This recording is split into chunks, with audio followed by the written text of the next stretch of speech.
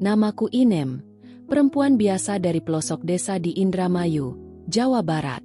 Usia 35 tahun, dan aku sudah menyandang status janda sejak 5 tahun lalu.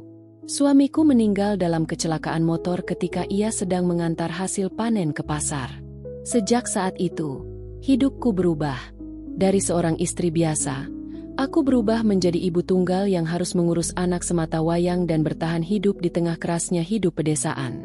Hari-hariku kujalani sebagai buruh tani, kadang bantu jualan gorengan di warung tetangga.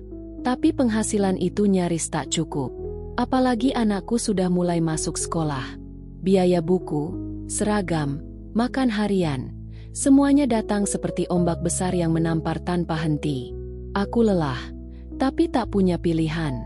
Hingga akhirnya, aku ambil keputusan berat, merantau ke Jakarta. Aku menitipkan anakku pada ibuku yang sudah tua.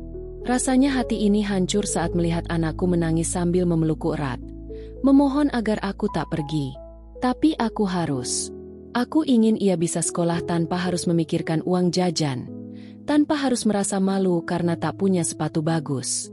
Aku ingin dia punya masa depan yang tak sekelam hidupku. Lewat seorang tetangga, aku diperkenalkan ke sebuah penyalur art. Tak lama, aku pun ditempatkan di sebuah rumah mewah di kawasan elit Jakarta Selatan. Rumah itu milik pasangan muda, suami istri mapan yang usianya jauh lebih muda dariku. Si istri, Ibu Rani, wanita cantik berusia 25 tahun, bekerja di perusahaan fashion besar. Suaminya, Pak Anton, berusia 30 tahun, bekerja di perusahaan teknologi dan sering WFH. Dari luar, rumah mereka tampak harmonis, lengkap, elegan, dingin oleh pendingin ruangan dan keheningan.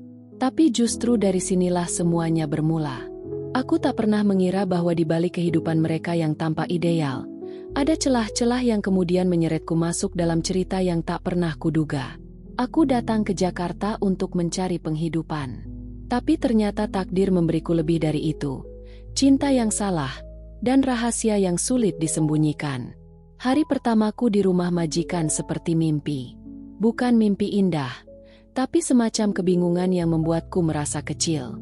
Rumah 2 lantai itu berdiri megah di sudut perumahan elit. Dinding putih bersih, pagar hitam mengkilat, dan halaman depan yang ditata rapi dengan batu koral dan pot bunga. Semuanya terasa asing bagi perempuan desa sepertiku. Begitu masuk, aku disambut oleh majikanku, Ibu Rani. Wajahnya cantik dan modis, dengan wangi parfum mahal yang entah kenapa membuatku gugup. Ia menyapaku dengan suara lembut tapi tegas, memperkenalkan ruangan demi ruangan, menjelaskan rutinitas harian, dan memberitahu tugas-tugasku. Meski muda, ia terlihat profesional. Tak banyak senyum, tapi sopan. Tak lama kemudian, aku bertemu Pak Anton, suaminya. Penampilannya santai, tapi dari caranya bicara dan menatap, terlihat bahwa ia cerdas. Ia menyapaku dengan ramah, bahkan bertanya asal daerahku. Ketika aku jawab, Indramayu, Pak, ia tersenyum sambil berkata, "Wah, jauh juga ya. Semoga betah di sini ya, Bu Inem." "Bukan, Bu. Pak, saya biasa dipanggil Inem saja," jawabku pelan. Tapi ada sesuatu dalam caranya menyebut namaku yang tak biasa. Manusiawi. Hari-hari berikutnya berjalan biasa. Aku membersihkan rumah, mencuci pakaian, menyiapkan makan pagi, dan menata rumah seperti yang diajarkan. Tapi dari hari ke hari, aku mulai memperhatikan sesuatu. Rumah ini sunyi. Bukan sunyi karena tak ada suara, tapi karena tidak ada kehangatan di antara penghuninya. Seringkali aku melihat mereka sarapan tanpa bicara. Satu di meja makan, satu lagi di sofa dengan ponsel di tangan. Kadang mereka pulang kerja di waktu bersamaan, tapi masuk rumah dengan langkah masing-masing, seolah 2 orang asing yang hanya tinggal di bawah atap yang sama. Mereka jarang bertengkar, tapi justru itu yang membuatku heran. Tak ada canda, tak ada pelukan, bahkan tak ada senyum yang saling mereka bagi. Hubungan mereka seperti ruang tamu yang rapi tapi dingin, sempurna di luar, tapi tak berisi di dalam. Aku hanya pembantu. Tugasku bukan menilai rumah tangga orang, Tapi semakin lama aku tinggal di sana, semakin aku bisa merasakan ada ruang kosong di antara mereka. Ruang itu diam, tapi seolah memanggil siapapun yang mendekat untuk mengisinya. Dan tanpa aku sadari, aku mulai terlalu dekat dengan ruang itu. Hari itu, kalender menunjukkan warna merah. Libur nasional. Jakarta yang biasanya riuh, mendadak lebih tenang. Lalu lintas di depan perumahan juga terasa lebih lengang. Udara pun terasa sedikit lebih segar. Bagi sebagian orang, ini waktu bersantai dengan Kelu Anton. Tapi bagi Ibu Rani, majikanku, tidak ada yang namanya hari libur. Ia tetap berpakaian rapi, mengenakan blazer tipis dan sepatu hak, lalu berangkat pagi-pagi sekali seperti biasa. Perusahaan lagi kies. Inem, launching minggu depan. Kamu jaga rumah, ya? Ucapnya buru-buru sebelum naik ke mobil. Aku mengangguk, mengantar hingga pagar. Tapi mataku sempat melirik ke dalam rumah. Di ruang makan, Pak Anton duduk santai dengan kaos putih dan celana pendek, menyendok bubur ayam yang baru saja kusiapkan. Di wajahnya tak ada raut tergesa seperti istrinya. Hanya sorot mata yang sedikit sayu dan entah apa, mungkin bosan? Biasanya, saat dua majikanku kerja, aku bebas bergerak di rumah, membersihkan dengan tenang tanpa merasa diperhatikan. Tapi kali ini berbeda. Hanya kami berdua, aku dan Pak Anton, di rumah yang besar dan sunyi. Aku sibuk menyapu dan mengepel lantai bawah saat ia tiba-tiba muncul di dapur, membawa cangkir kopinya. Lagi kerja keras ya, Inem? Tanyanya dengan nada ringan. Aku tersenyum canggung. Iya, Pak, mumpung belum panas. Ia tertawa kecil. Gak usah terlalu kaku. Sini sebentar. Temani aku sarapan. Yuk, rumah ini terlalu sepi. Aku ragu. Duduk satu meja dengan majikan laki-laki? Rasanya tidak pantas. Tapi tatapannya begitu santai, seperti tak menyuruh. Lebih seperti mengajak sebagai sesama manusia. Ada sisi dariku yang ingin menolak. Tapi entah kenapa kakiku justru melangkah pelan. Aku duduk di ujung meja, menjaga jarak. Ia menatapku sebentar, lalu kembali menyendok makanannya. Kamu udah lama jadi art? Tanyanya. Aku jawab singkat. Baru setahun ini, Pak. Lalu kami bicara, pelan, ringan, tentang hidup di desa. Tentang anakku, tentang mimpiku yang terkubur setelah jadi janda. Dan saat aku bicara, ia mendengarkan. Bukan sekadar mendengar, tapi seperti benar-benar memperhatikan. Bahkan saat aku terdiam, ia tetap menatap, bukan sebagai atasan, tapi sebagai seorang laki-laki yang melihat perempuan dengan cara yang berbeda. Hari itu, entah bagaimana, ada sesuatu yang berubah. Bukan hanya suasana rumah, tapi juga hatiku. Aku mulai merasa dilihat. Dih Antoni, dirindukan. Padahal aku tahu, aku bukan siapa-siapa. Tapi tanggal merah itu, yang harusnya jadi hari biasa, malah jadi awal dari hari-hari yang tak biasa. Hari di mana aku mulai membuka pintu yang seharusnya tak pernah kubuka. Sejak hari libur itu, sesuatu dalam diri Pak Anton berubah. Atau mungkin, sesuatu dalam hubungan kami mulai bergerak, pelan tapi pasti. Biasanya, setelah sarapan, ia akan langsung kembali ke kamarnya atau duduk berjam-jam di ruang kerja sambil menatap layar laptop. Tapi belakangan, ia lebih sering turun ke dapur saat aku sedang bekerja. Kadang hanya untuk mengambil kopi, kadang duduk lama di meja makan sambil menggulir layar ponselnya. Sesekali melontarkan pertanyaan acak yang membuatku kikuk. Apa makanan khas kampungmu? Anakmu sekolah kelas berapa? Kenapa kamu nggak nikah lagi?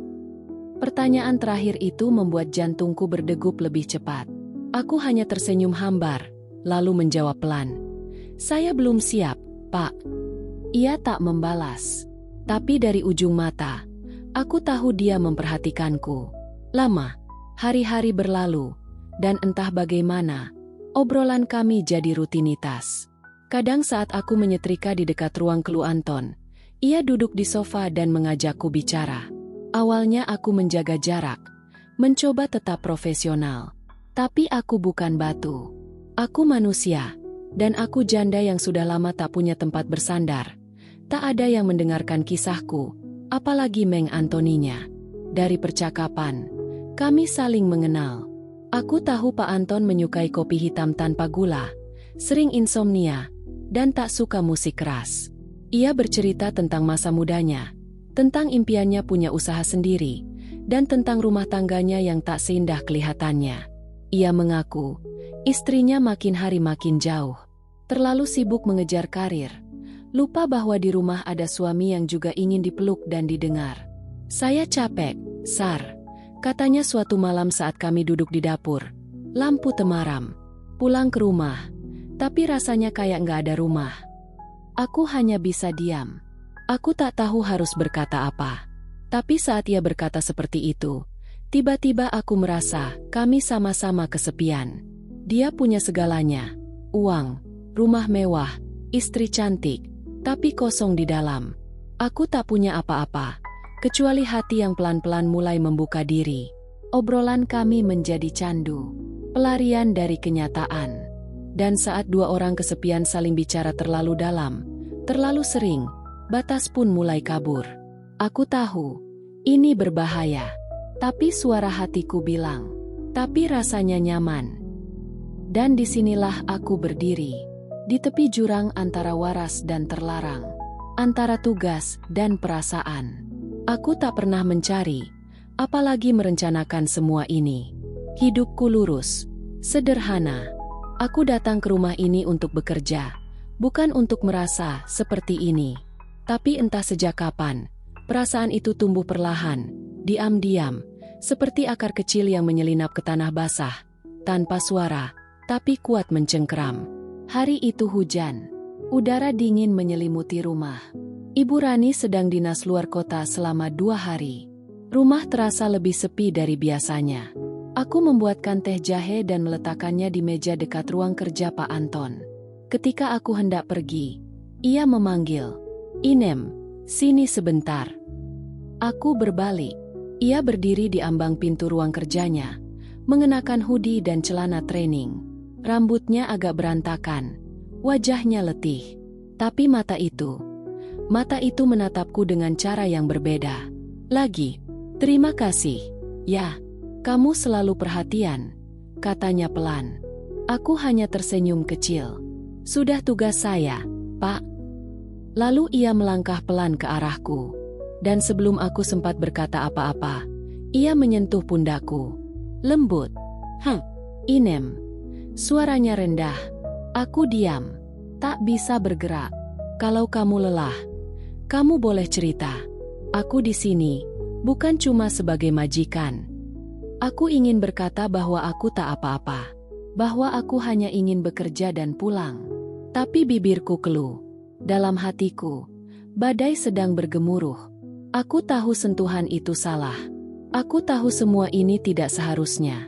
Tapi rasanya, sudah terlalu lama aku tidak disentuh dengan kelembutan seperti itu. Sudah terlalu lama aku tidak dianggap ada. Tangannya turun perlahan menyentuh jemariku. Ia genggam, seperti takut aku akan pergi. Dan aku tak menariknya. Malam itu, kami tak berbicara banyak. Tapi dalam diam, semuanya berubah. Batas yang kupasang runtuh dalam satu sentuhan. Perasaan yang dulu kuanggap sekadar simpati, kini menjelma jadi ketergantungan. Dan yang lebih membuatku takut, aku tak ingin menjauh. Esoknya, aku bangun dengan dada sesak. Ada rasa bersalah menyergap, tapi juga rindu aneh yang menempel di hati. Aku berusaha bersikap biasa, bekerja seperti biasanya. Tapi setiap kali Pak Anton melewatiku, pandangannya bukan lagi pandangan seorang majikan. Dan aku tak lagi bisa berpura-pura tidak merasakannya. Sentuhan itu mungkin singkat, tapi artinya panjang. Ia membuka pintu yang tak seharusnya kubuka. Dan aku, seorang janda biasa dari desa, kini terjebak dalam rasa yang luar biasa. Sejak malam itu, aku tak pernah bisa tidur dengan tenang. Ada getaran yang tertinggal di kulitku, di jiwaku. Bukan karena sentuhan itu terlalu berani, tapi karena ia terlalu lembut, terlalu tulus, terlalu mengisi ruang-ruang kosong yang selama ini tak kuakui ada. Aku berusaha bersikap biasa, menyapu seperti biasa, memasak seperti biasa, menyapa dengan senyum seperti biasa. Tapi semuanya jadi canggung. Aku terlalu sadar akan keberadaannya, tatapannya, langkahnya, bayangannya. Aku tahu ia juga berubah. Cara ia memanggilku, nada suaranya, bahkan caranya memperhatikanku saat aku sekadar mencuci piring, semuanya mengandung makna yang dulu tak ada. Aku mulai bertanya-tanya, apakah ini cinta? Apakah mungkin seorang pria muda seperti dia, yang punya segalanya, benar-benar merasakan sesuatu pada perempuan sederhana sepertiku? Ataukah aku hanya pelarian dari kesepiannya? Seorang yang hadir di waktu dan ruang yang salah, tapi memberi rasa yang ia butuhkan? Aku mulai takut dengan perasaanku sendiri. Takut bahwa aku sedang menaruh hati pada tempat yang salah. Tapi yang lebih kutakuti, aku tak ingin berhenti. Malam-malamku diisi kebingungan. Aku duduk di ujung ranjang kecilku, menatap foto anakku yang kutempel di dinding. Wajahnya membuat hatiku menciut. Aku datang ke Jakarta untuk membahagiakannya. Tapi kini, aku malah menyimpan rahasia besar yang tak bisa kuceritakan pada siapapun. Terkadang aku menulis surat untuk anakku, dan saat kuakhiri dengan kalimat, "Ibu selalu doakan kamu jadi anak yang baik." Air mataku jatuh. Apakah aku masih ibu yang baik? Rasa bersalah menempel erat. Tapi rasa nyaman saat bersama Pak Anton juga semakin dalam. Ia mulai sering menanyakan kabar anakku. Bahkan suatu hari memberiku amplop berisi uang dengan pesan, untuk tambahan biaya sekolah. Jangan tolak. Dari teman, bukan majikan. Aku menangis malam itu. Bukan karena uangnya, tapi karena perhatian itu membuatku merasa diantoni sebagai manusia. Bukan sekadar pembantu, bukan sekadar janda. Tapi semakin aku merasa dilihat, semakin aku hilang arah. Aku tahu cinta ini salah. Tapi bila cinta datang dari rasa yang jujur, dari luka yang serupa, masihkah ia disebut salah sepenuhnya? Aku mulai jatuh. Tapi kemana aku akan jatuh? Kepelukan yang hangat tapi bukan milikku. Hari-hari berjalan dengan tenang di permukaan. Tapi dalam diam, aku menyadari satu hal. Kami sedang bermain api di rumah yang dindingnya tipis. Tak ada yang benar-benar aman saat kau menyimpan rahasia. Terlebih jika rahasia itu hidup di bawah atap yang sama dengan istri orang.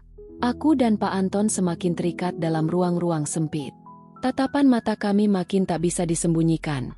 Dan sentuhan-sentuhan kecil di sela waktu kerja mulai jadi kebiasaan yang menakutkan.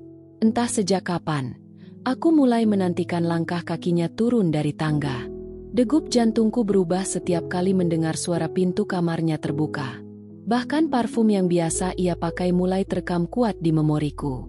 Tapi bersamaan dengan rasa itu, tumbuh pula kecemasan yang tak bisa kubendung. Ibu Rani bukan perempuan bodoh. Meskipun sibuk, ia cukup peka. Beberapa kali ia pulang dengan raut wajah waspada. Ia mulai bertanya lebih sering tentang kegiatan di rumah. "Inem, tadi siang ada tamu. Pak Anton kemana aja hari ini?" Pertanyaannya sederhana, tapi nadanya menyelidik. Aku belajar membaca gelagatnya. Dan dari sorot matanya, aku tahu, ia mulai curiga. Mungkin bukan karena sudah tahu, tapi karena mulai merasakan ada sesuatu yang tak wajar. Mungkin karena ia tahu betul, suaminya bukan lagi pria yang ia nikahi dulu. Atau mungkin karena diam-diam, ia juga menyadari bahwa rumah ini sudah tak sehangat dulu.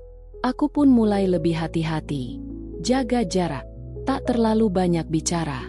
Tapi seperti dua kutub magnet yang sudah terlalu dekat, semakin dipisah, semakin ingin saling menempel. Dan di tengah rasa itu, muncul bahaya lain. Suatu sore, aku sedang menyapu teras ketika Mbak Wati, Art dari rumah sebelah, menghampiriku dengan senyum aneh. Sar, kamu deket banget ya sama majikan cowokmu," katanya setengah berbisik. Aku tercekat. "Maksudnya?" "Enggak. Cuma tetanggaku ada yang lihat kalian duduk bareng di ruang makan malam-malam. Kirain majikannya di luar kota." Hatiku langsung mencelos. Sudah ada yang tahu. Atau paling tidak, Sudah ada yang mengendus aroma yang tak seharusnya tercium. Sejak hari itu, aku makin cemas. Takut ketahuan. Takut kehilangan pekerjaan. Takut anakku di kampung tahu. Dan lebih dari itu, takut kehilangan perasaan yang selama ini menjadi satu-satunya cahaya kecil dalam hidupku. Setiap langkahku jadi was-was. Bahkan untuk sekadar berdiri di dekat Pak Anton, aku harus berpikir 2 kali. Tapi anehnya, justru saat rasa takut itu memuncak, kami seperti semakin erat. Aku tahu, rahasia ini tak bisa bertahan lama. Tapi bagaimana bisa aku menyerah pada satu-satunya hal yang membuatku merasa hidup kembali? Dan di saat segalanya makin dalam, makin gelap, aku sadar, tak ada cinta yang bisa bersembunyi selamanya. Hari-hari belakangan seperti menunggu bom waktu meledak. Aku bangun pagi dengan dada yang berat, tidur malam pun dihantui mimpi-mimpi buruk. Wajah Ibu Rani yang tiba-tiba masuk kamar, suara teriakan, atau lebih parah, tatapan kecewa dari anakku di kampung yang seakan tahu semua kebodohan yang kulakukan di sini. Tapi meskipun ketakutan itu makin sering datang, aku tak bisa mundur. Hubungan kami dengan Pak Anton sudah terlalu jauh. Bukan sekadar tatapan, bukan hanya sentuhan, tapi perasaan. Rasa ingin saling memiliki yang tumbuh di tempat dan waktu yang salah. Setiap kali kami berdua berada di rumah, ada semacam tarikan halus yang membuat kami mencari-cari celah. Kadang saat Ibu Rani lembur, kadang saat ia mandi terlalu lama. Bahkan dalam 5 menit yang sempit, kami bisa saling genggam, saling bisik, seolah waktu tak pernah cukup. Tapi waktu juga musuh terbesar kami. Suatu malam, sesuatu terjadi. Aku sedang menyetrika pakaian di ruang belakang, sementara Pak Anton duduk di sofa depan, menunggu tayangan favoritnya. Tiba-tiba, terdengar bunyi klik dari pintu depan. Aku mendongak, dalam hati langsung menebak sesuatu yang tak seharusnya terjadi. Ibu Rani pulang lebih awal, tanpa memberi kabar. Langkahnya terdengar jelas. Tumit sepatunya menyentuh lantai kayu dengan ritme tegas. Aku menahan napas. Detik itu juga, perasaanku mencelus seperti tenggelam ke dasar sumur. "Loh, Mas, belum tidur?" Tanya Ibu Rani dari arah pintu. "Enggak, baru aja nyantai," jawab Pak Anton cepat. Suaranya terdengar biasa. Terlalu biasa. Aku tak berani menatap. Aku hanya menunduk, pura-pura sibuk melipat baju. Tapi Ibu Rani berjalan ke arah dapur. Ia membuka kulkas, menutupnya. Lalu diam. Atmosfer rumah mendadak berubah. Seperti ada sesuatu di udara. Ketegangan yang hampir bisa disentuh. Seketika, aku merasa rumah ini bukan lagi tempatku. Aku seperti tikus yang tertangkap basah, bersembunyi dalam bayangan rasa bersalah. Malam itu, tak ada yang berkata apa-apa. Tapi sorot mata Ibu Rani saat menatapku seolah berkata segalanya. Ia belum tahu pasti, mungkin belum punya bukti. Tapi hatinya sebagai istri sedang berteriak. Dan Aku hanya bisa menarik napas dalam-dalam dan bertanya dalam hati. Apa aku siap jika semuanya terbongkar? Aku mulai sadar, ini bukan lagi tentang cinta. Ini tentang kehancuran yang tinggal menunggu waktu. Tentang luka yang akan pecah dan menyebar ke banyak hati. Bukan hanya aku dan Pak Anton, tapi juga Ibu Rani, dan anakku di kampung, yang tak tahu bahwa ibunya sedang menanam dosa di kota orang. Dan malam itu, untuk pertama kalinya, aku benar-benar takut. Takut kehilangan. Takut disalahkan. Tapi lebih dari itu, takut karena aku masih berharap semuanya tetap seperti ini. Setelah malam itu, semuanya tak lagi sama. Rumah ini tetap berdiri megah, rapi, sunyi, tapi ada sesuatu yang berubah. Udara di dalamnya terasa lebih dingin. Tapi bukan karena pendingin ruangan, tapi karena tatapan yang tak lagi percaya. Ibu Rani tak pernah berkata apa-apa. Tak ada konfrontasi. Tak ada pertanyaan langsung. Tapi sejak ia pulang lebih awal tanpa pemberitahuan malam itu, aku tahu, ia tahu. Atau setidaknya, ia mencium sesuatu yang tak beres. Ia mulai jarang berbicara padaku, hanya menyuruh lewat pesan singkat di ponsel. Bahkan untuk hal-hal sederhana seperti menyetrika baju atau menyiapkan makan malam. Dan tatapan matanya, Bukan lagi sekadar dingin, tapi curiga, menyayat diam-diam. Aku pun mulai mempertanyakan semuanya. Setiap malam, saat duduk sendiri di kamar kecilku, aku menatap langit-langit sambil bertanya dalam hati, apa yang sebenarnya sedang kuperjuangkan? Pak Anton, pria itu memberiku rasa yang sudah lama hilang. Ia membuatku merasa dilihat, Anthony, diinginkan. Semua yang selama ini tak lagi kupunya sejak ditinggal mati oleh suami. Tapi apakah itu cukup untuk menggantikan rasa bersalah yang terus tumbuh hari demi hari? Suatu sore, saat aku sedang melipat cucian, Pak Anton menghampiri. Wajahnya lelah, tapi tetap menunjukkan perhatian yang familiar. Ia menyodorkan amplop putih, sedikit tebal. Buat anakmu, katanya pelan. Aku terdiam. Anton, aku nggak bisa terima lagi. Suaraku nyaris bergetar. Kita sudah terlalu jauh. Ia menatapku dengan tatapan yang sama seperti dulu. Lembut, dalam, dan tulus. Tapi kali ini, ada rasa sedih di baliknya. Kamu pikir aku main-main, Sar? Aku menunduk. Justru itu masalahnya, aku takut kamu serius. Karena kalau kamu serius, artinya aku yang harus memilih. Dan kalau aku memilih, aku bisa hancur. Mata kami bertemu. Hening panjang menyelimuti ruangan. Kalau ini cinta, lanjutku dengan suara yang mulai pecah. Kenapa rasanya seperti luka yang sedang menunggu waktunya untuk berdarah lebih dalam? Aku mulai paham. Bukan cinta ini yang salah, tapi waktu dan tempatnya.